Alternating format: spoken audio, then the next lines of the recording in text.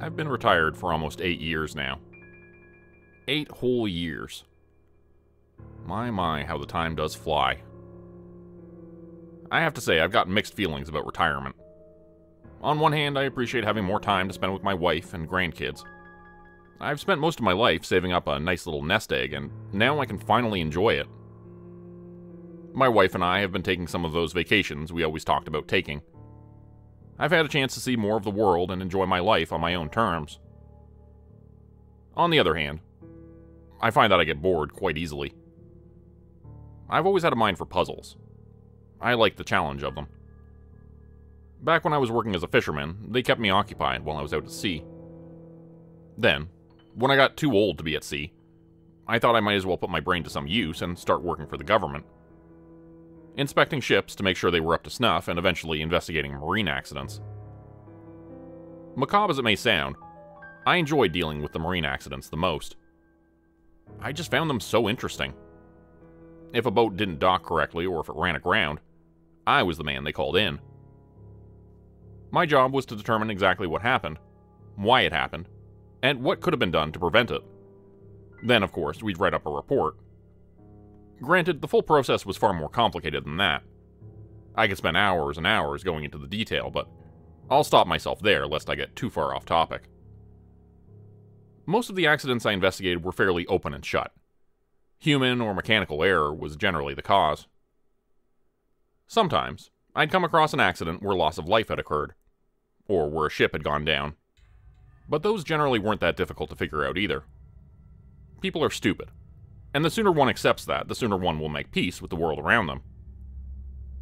In each case, I do my investigation, report my findings, and leave it to the proper authorities to handle the rest.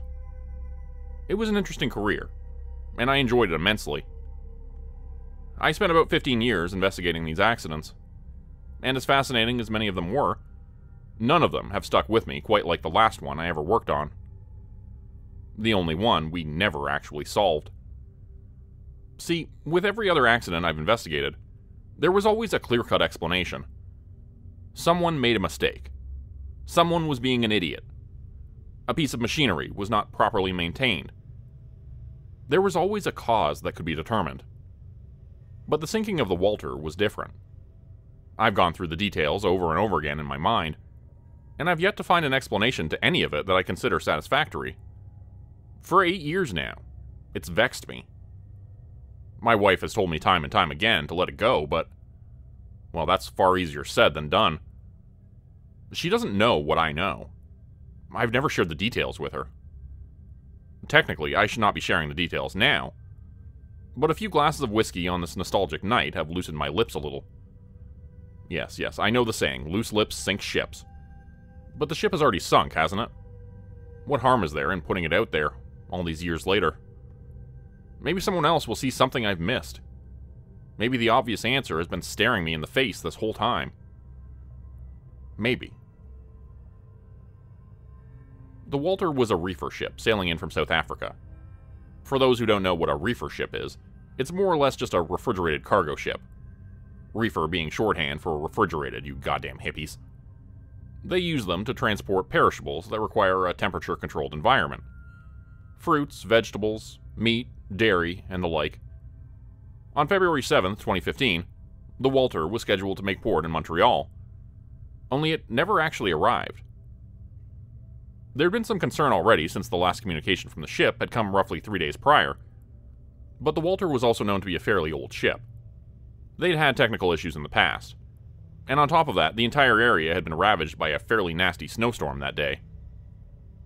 The ships that did come in with layers of ice crusted onto their hulls. While the Walter's delay was concerning, it was still considered likely that the boat had simply been delayed by the storm, and that their radio silence was on account of some kind of technical issue. However, when the Walter still hadn't arrived by February 8th, people started getting worried. A team had been dispatched to look for the ship, moving down St. Lawrence River for either a sign that the ship was en route or that it was in trouble. They found nothing. No sign of the Walter. No sign of an accident. Nothing at all. In fact, as far as the team could tell, the Walter hadn't even made it to the St. Lawrence Seaway. so the search expanded. They started searching the Gulf of St. Lawrence, and there, at last, they found it. Or I suppose it might be more accurate to say what was left of it. I can still clearly recall the photos that were sent to me of the wreckage. I remember staring at them, trying to figure out just what exactly it was I was looking at. The pictures showed something that somewhat resembled a large iceberg. It wasn't until I looked closer that I even saw the ship. Only part of the bow and the upper deck were exposed. The rest was almost completely buried in the ice. In all my years, I'd never once seen anything like it. According to the report I got, a rescue team had been called in. Although honestly, I don't think they were expecting to actually find anyone still alive on board. Even from the air, it was clear that the ship was devoid of life. They found a few bodies on the top deck, although they had been picked at by the birds to the point that it wasn't immediately clear what had killed them. The cargo hold looked to have been severely damaged by some kind of explosion, and most, if not all, of the cargo had been completely incinerated. Although exactly what had been used to incinerate the cargo was unclear.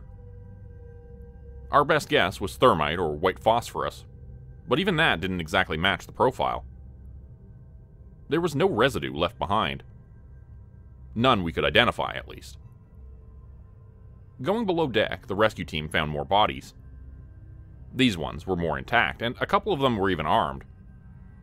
The team theorized that there had been some sort of skirmish, and that the crew had been trying to defend themselves from something.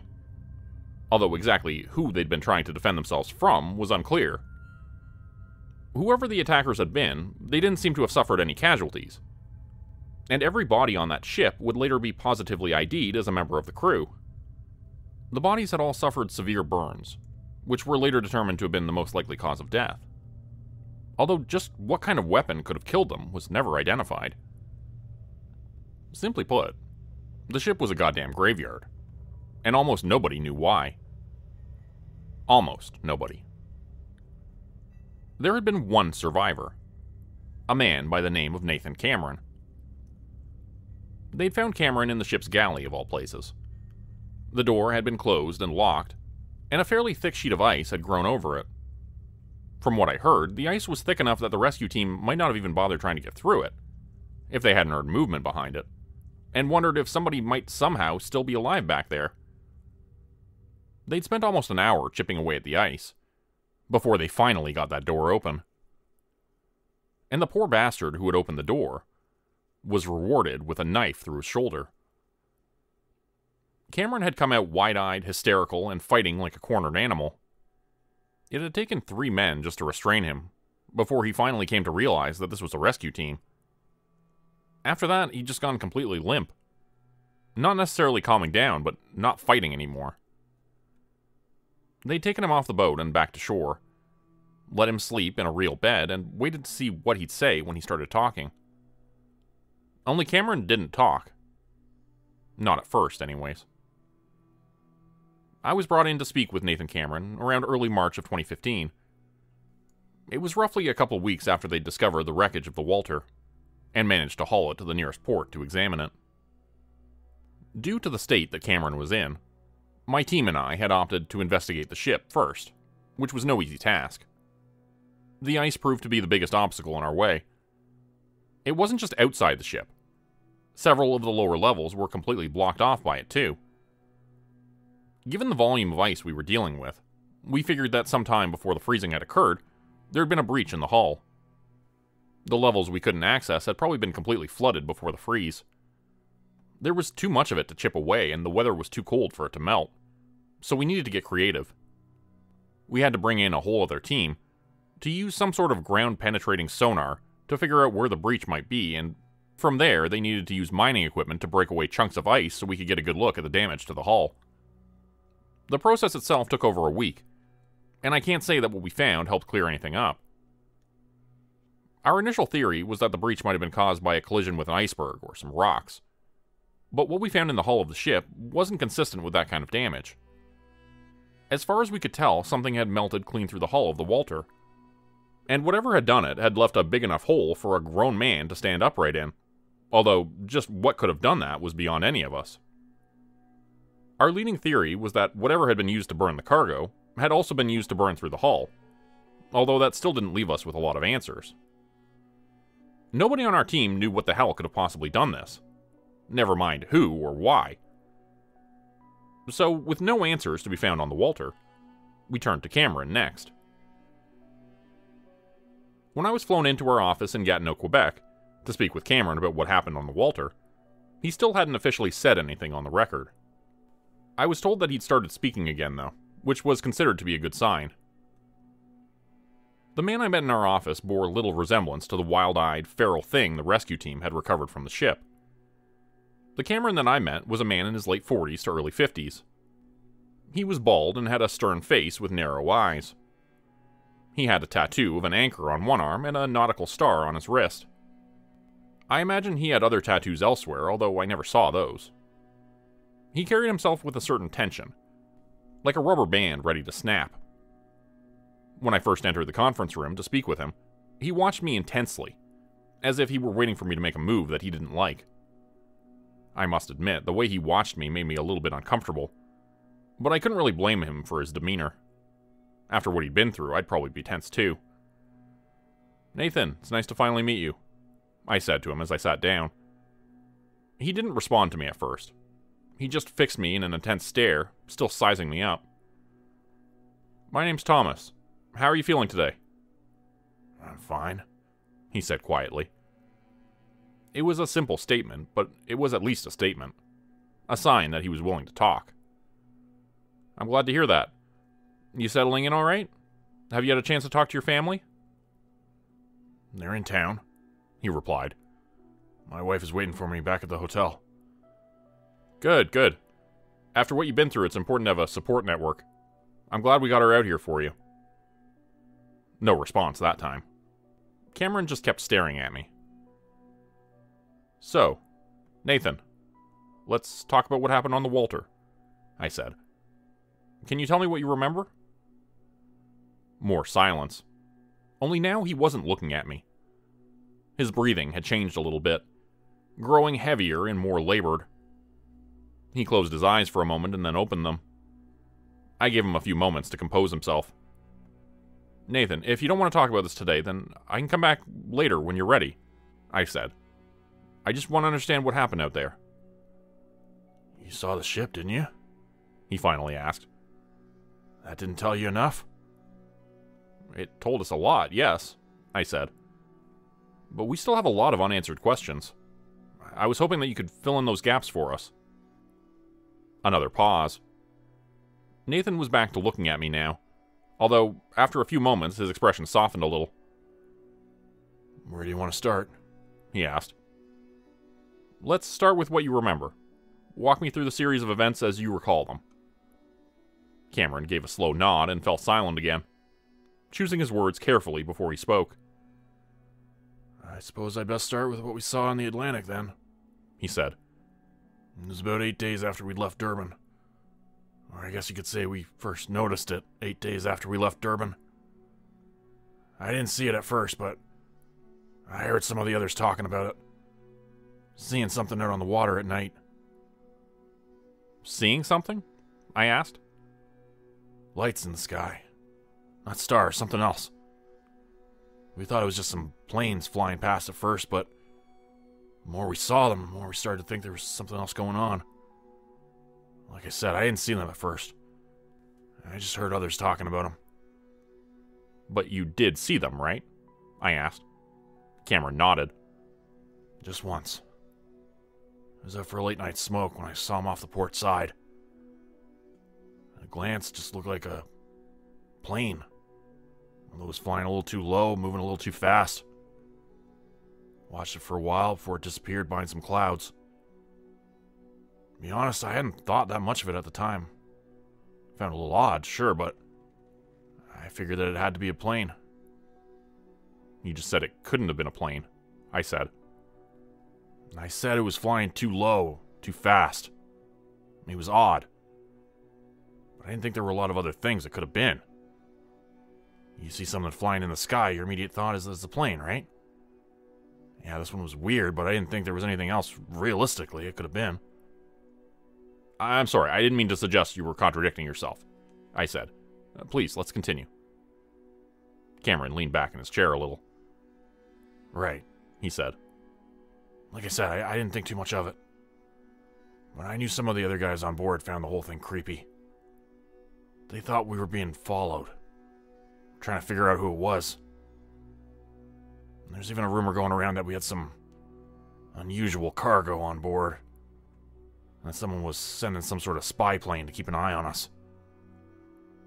Personally, I found that whole idea to be kind of stupid. So what did you think was happening? I asked. Overactive imaginations? Cameron replied. People saw some weird planes, immediately made up some stories, tried to explain it. Then they noticed some weird boxes in the cargo hold and started looking for connections. Weird boxes in the cargo hold? I asked. Yeah. Samples from some sort of lab, I think. I was there when we loaded them on. We were told to handle them very carefully. I don't know what was in them, but I assume the captain did. Either way, we kept them separate from the food we were carrying to prevent any sort of cross-contamination. We get things like that all the time, specialty items. Right, I said before moving on.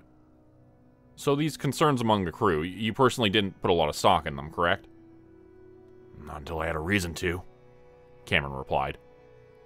Up until around February 5th, I think. We were on schedule. And everything was going the way it was supposed to. He paused, going quiet for a moment. Can you tell me about what happened on February 5th? I asked. He remained silent, closing his eyes again to compose himself. I let him take his time. We got hit by the storm, he said. We knew it was coming. We just didn't realize it was going to hit us that hard. I remember that while we were preparing, we saw the lights in the sky again. Only this time they were off in the distance. Nowhere near us. A few of the guys were still worried about them, but the rest of us wanted to batten down the hatches and get down below deck before the storm hit. Another pause. Cameron seemed lost in his own memories. My team had finished our portion of the work, so we'd gone down to the mess hall for dinner. I never saw what happened topside. One minute we're sitting in the mess shooting the shit. Next thing the boat just shook. It felt kind of like something had just hit us. Well, naturally, we wanted to see what was going on. We heard over the PA that there had been some kind of breach on the lower level. My team was sent down to help out down there. Barely even made it out of the mess hall when the engine died. The whole ship just lurched. I almost fell flat on my face. I don't suppose you know what caused the engine failure, do you? I asked. Cameron just shook his head. Sorry, I don't know anything about the breach either, other than there was one. Whatever hit us must have put one hell of a hole in the ship, though. Flooding was pretty bad by the time we made it down there. We were pulling men out and trying to seal off the flooded levels when the freeze hit us. The freeze? I asked. Cameron gave a single nod. I don't know how else to describe it. One minute the water was flooding, the next it was ice. It just came almost out of nowhere. Christ. Some of the guys who were in the flooded hallways were knee-deep in the water when it just froze around them. They started fighting to get out. A couple of them did. The rest were stuck. Zach, the officer in charge at the time, sent me to go and get some more help. And he sent somebody else up to the bridge to radio in for help. But before either of us made it topside again, that's when everything went to hell. What happened next? I asked. Honestly, I don't know, Cameron replied. We heard the guy on the PA saying that we were being boarded. The power went out before he could say much else. And at first we figured it was just something to do with the storm or the damage, but as we headed up to the top deck, we started hearing sounds. People screaming. Something that sounded sort of like gunfire. And then there was this smell. Cameron trailed off before sighing. He rubbed his face, slowly shaking his head. God, I don't know how to describe it, he murmured. burning, I guess. Your crewmates? I asked quietly. Cameron nodded. Yeah, he said. Yeah, I think so. What did you do? I asked. The guy I was with got brave, wanted to see what was going on firsthand. By the time we smelled the burning, I already knew that going up there was suicide. I tried to warn him, but he didn't listen. He made a choice to go up there. I made a choice not to. Instead, I went to the galley, grabbed the sharpest knife I could find, and closed the door. I figured that in the best case scenario, they wouldn't find me and I could keep away from them. In a worst case scenario, maybe I could at least take one of them with me. I sat still, hanging on to Cameron's every word. His voice trembled a little as he spoke, and he still had a faraway look in his eyes, recounting every detail as if he were reliving it all again. After a while, the ship went quiet. The air around me was freezing, colder than it had ever been. I could hear movement on the deck above me, but I didn't hear any more fighting. Then I started hearing footsteps coming down the hall outside. I could hear them opening doors, looking for survivors, I think. I must have found some. I heard screams. Something that sounded a lot like gunshots, although, well, I'm not exactly an expert on guns, but it didn't sound like any gun I've ever heard. It made this sort of crackling, sizzling sound. And after it was fired, that burning smell just got stronger. Another pause. I could see him recalling the smell he described. Finally, they came to my door. I thought about trying to keep it closed, but I was afraid they could shoot me through the door. So I hid. The door opened. Held my knife in a white-knuckled grip, and I saw a figure coming in. It was too dark to make him out clearly at first, but what was immediately clear to me was that the guy who just walked in was tall, about 6'5", give or take. He seemed to be wearing some kind of environment suit. The helmet was reflective. I could see my face in it. But I don't think that whoever had come in saw me. Not at first, anyway. They were holding some kind of gun in their hand. Don't ask me about the design of it, I never got a good look at it. Honestly, the thing I remember most is hearing the sound of my blood rushing through my skull. The figure in the room was about to look over at me, and that's when I lunged. I grabbed him by the arm that was holding the gun and pulled him toward me. I heard the gun go off. It made that same sizzling noise I'd heard earlier, and I could feel his heat on my left side. But I never saw any sort of muzzle flash. There were some dish towels on the counter beside me that caught fire, and they were just about the only light through which I could see what I was doing. The guy was struggling pretty hard. He wasn't strong, but he was fighting. So I took the knife and I stabbed him in his chest. He didn't scream, he was just silent. He was still fighting, trying to get away from me, and I was trying to keep a hold on him. I ended up ripping the knife out of him, and he tried to make a run for it. He almost slipped away from me, but I grabbed him, dragged him back in. His head slammed against the counter, and his helmet broke open. That was when he turned to look at me, and that was when I saw his face. What did he look like? I asked quietly. Like something out of a goddamn sci-fi movie, Cameron replied. He had these eyes. Big, black, and shiny. And that was just about all he had. Not much of a nose, a small mouth. The eyes took up most of his face, and there was just no expression in them. Nothing I could recognize, at least. He stared at me, and I didn't know what he could have been thinking. If there were any thoughts behind those eyes, they were all alien to me. I could hear others just outside the door, probably coming to investigate the noise. I ripped the knife out of that creature again and drove it into one of those empty black eyes. And its struggle stopped, save for a few twitches. You killed him? I asked. It, Cameron said. Not him. And yeah, I killed it.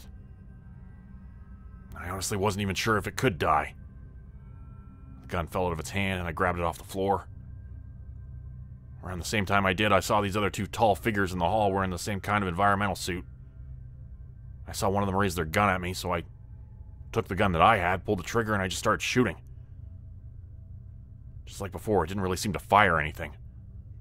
There was no recoil, it didn't feel like anything came out of it. There was just this heat. He paused, struggling to think of a way to describe it.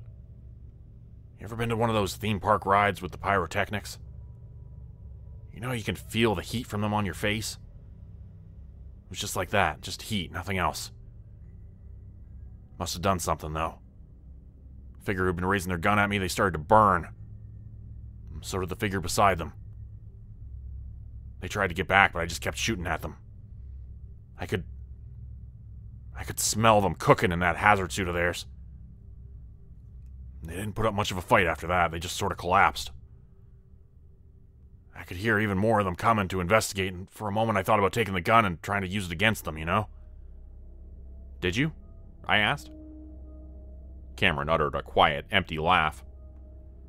Figured I'd just get myself killed all the sooner if I tried, he admitted. I mean, whoever they were, they probably had a way to counter their own weapons, right? Even if they didn't, all they needed to do was point and shoot. So no, I didn't go all Rambo on them. I closed the door again and waited to see if they'd come for me a second time. Did they? No. But I heard them outside. Probably trying to figure out just what to do to me. I just sort of held my ground. I put out the fire that had started earlier and I waited. The whole time I was waiting for them to come in and kill me. I could hear their footsteps out there. I figured they must have been doing something, but nothing ever happened. They didn't make a move, and neither did I. So this standoff, I asked. How did it end? They left, he replied plainly. After about, 15, 20 minutes, something else made the ship rock. Some sort of explosion, I think. I was sure the entire damn ship was going to go down this time, but it didn't. My friends outside didn't seem too worried about it. After a few moments, I heard their footsteps getting further away, and then nothing at all. Went to the door to see if I could hear anything, but there was nothing out there. They weren't even gone 20 minutes when the body of the dead one started to burn. Burn? I asked. Yeah. The suit just started smoking. I could see the body sort of burning inside. The whole thing kind of freaked me out. So I used the side door to make my way into the mess hall and get away from it. The body must have burned for another 20 minutes or so before the fire died down. Around the same time, the gun started doing the same thing. Got so hot that I had to drop it, and it just sort of burned itself away. Why? I asked. Hell if I know, Cameron said. Some sort of protective measure, maybe. Whoever it was didn't want their tech falling into the wrong hands. Maybe the guys outside hoped that the fire would kill me. Who knows? Either way, when I went to check on the body later, there wasn't much left. Just this scorch mark where it had been. Same for the gun. So there was nothing left behind then? I asked. Just the marks on the floor, he said. After that, I waited for a few hours before trying to get out of the mess hall, but the door wouldn't budge. Neither would the door to the galley. The rescue team told me they were both frozen shut. I'm not sure if that was an accident or somebody's way of keeping me from causing any more trouble. Either way, I guess I'm lucky I got stuck in the galley. Food there kept me alive for the next few days. Power never came back on, but they had some perishables I could eat. I see, I said quietly. When the rescue team found you, you attacked one of them with a knife, is that correct? I asked. I thought those things had come back for me, he said. I panicked. As soon as I realized what I'd done, He trailed off. I was in that room for 3 days. Freezing my ass off, trying to stay alive. Waiting to die. Wasn't exactly myself when they found me. Of course not, I said. I'm sorry, I wasn't trying to insinuate anything. It's just, I have to say your retelling of things sounds a little... Cameron's expression darkened. You don't believe me? He asked. I do believe you, I said. But like you said, when we recovered you, you weren't exactly in your right mind. I'm just suggesting that there may be some details you're misremembering. The figures you saw. The way you described them. They didn't sound human. They weren't human, Cameron said before leaning in closer to me. You've seen the boat, haven't you? He asked. Do you know anything that could have possibly done that? I saw the bodies on my way out. Burned so bad their mothers wouldn't recognize them. I saw what those guns of theirs could do. If you go down into the galley, you'll find the scorch marks on the floor. Go on, look. You can tell me I'm crazy if you want to, but I know what I saw. Whatever came for us that day, it wasn't human. There was an intensity in his eyes that I must admit did unnerve me a little. These were the eyes of a man who truly believed what he'd seen, and I knew there wasn't a single doubt in his mind about it. In the days following my interview with Nathan Cameron, I returned to the Walter for a follow-up investigation. I focused primarily on the galley and the mess hall, where Cameron had been confined. Sure enough, I found the scorch marks he told me I'd find there, and I asked the lab to examine them, hoping that maybe they'd give us some clue about what exactly it was that someone had been so eager to burn away. Part of me had hoped that maybe they'd be the missing piece to all of this. Hell, maybe they were. But if the lab ever found anything, neither me nor my team ever heard about it. Not even a week after my interview, our team was pulled off the investigation. According to our bosses, it was being handed over to some other department, although they never specified who exactly it was being handed over to. The whole thing was fairly hush-hush. We were made to sign NDAs, and told that if the subject of the Walter ever came up, we were to simply say that the ship had capsized. That was it. No less than a year after the ordeal with the Walter, I retired.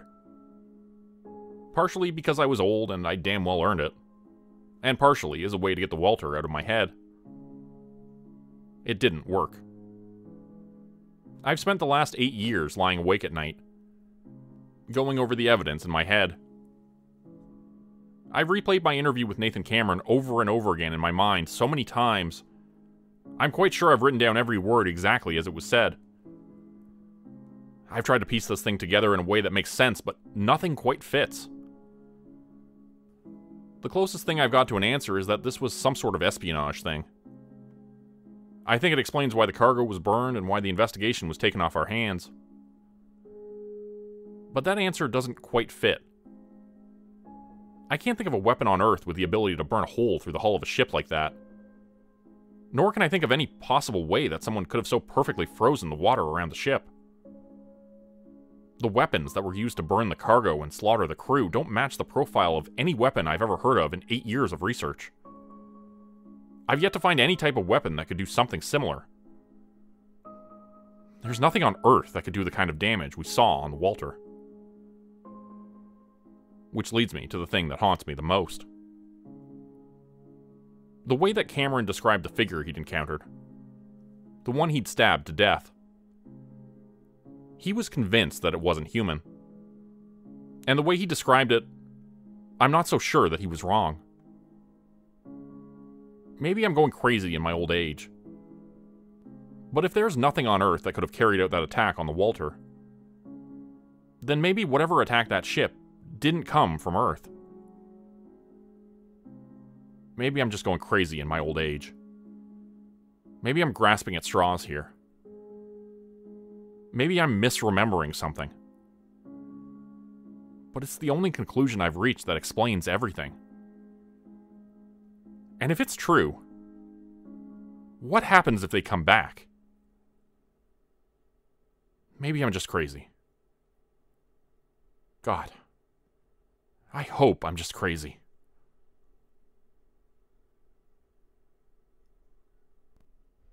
Become a channel member today for early access, bonus videos, and special emojis only available to members. Check out the description below or click the join button for more info. If you'd like another way to help support the channel, please consider joining my Patreon page at patreon.com/JordanGroupeHorror. As a patron, you'll get access to bonus videos and content. You'll be credited at the end of every video going forward, and if you decide to stay for 3 months, I'll name a character after you which will be featured in a Hollow's End story. Links to join the Patreon are in the description. Thanks everyone for listening. Please like, subscribe, and comment to help the channel continue to grow. And see you again next time at 4 p.m. Eastern Standard Time. Hope you have a great night.